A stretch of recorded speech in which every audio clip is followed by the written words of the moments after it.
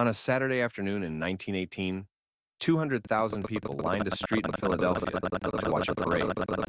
Doctors had spent the whole week begging the city to call it off. The city held it anyway. Within 3 days, every hospital bed in Philadelphia was full. Within 6 weeks, 12,000 people in that city were dead. It got into the city on the 19th of September.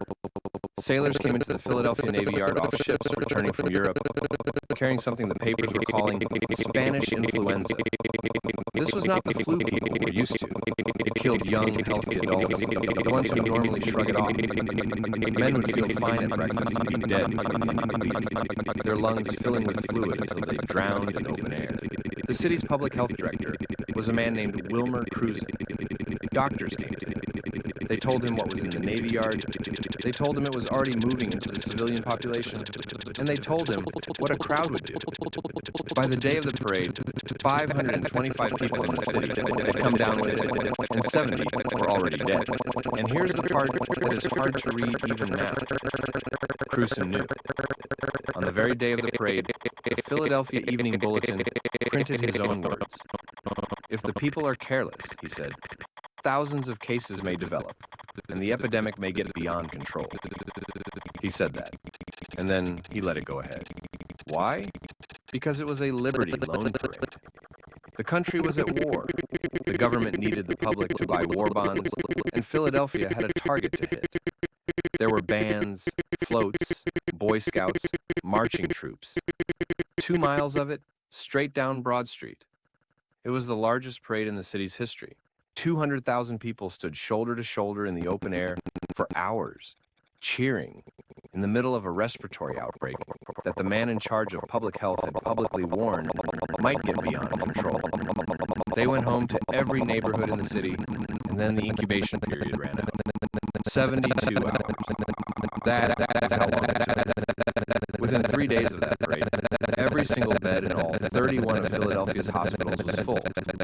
Not busy, full. People were being turned away at the doors of hospitals to go home and die in their houses. In the week ending the 5th of October, 2,600 people in Philadelphia died. The following week, it was worse. The city closed the schools, the churches, the theaters, and the saloons, but it was already far too late. The thing they were trying to stop had been handed a 200,000-person head start. The city morgue had room for 36 bodies. 500 were brought to it. They opened emergency morgues and cold storage plants because there was nowhere else to put people. Undertakers ran out of coffins. Families kept their dead at home for days because nobody came. So the city sent horse-drawn wagons through the streets day and night.